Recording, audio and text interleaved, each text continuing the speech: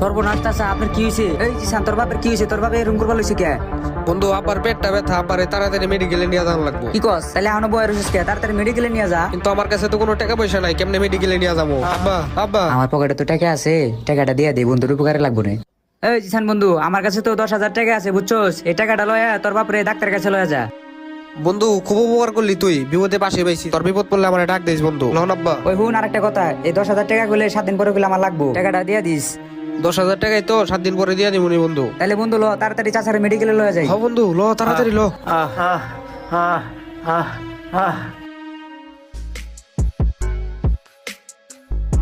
কিরে বন্ধু তুই কই যাস? তোর কাছে আইবার লইছি বন্ধু। ও তোর বাপের কি অবস্থা এখন? আব্বা সুস্থ আছে আলহামদুলিল্লাহ বন্ধু। তে বুঝেছি তো, 1 সপ্তাহ হয়ে গেল গা, টাকাটি থাকলে দিয়া দে আমারে, আমার খুব দরকার। আমার কাছে তো হবাই টাকা পয়সা নাই, তাহলে এক কাম কর, কালকে না 2 দিন পরে বাইতে তুই টাকাটা নিয়ে যাইস। 2 দিন পরে নিয়ে যাবো।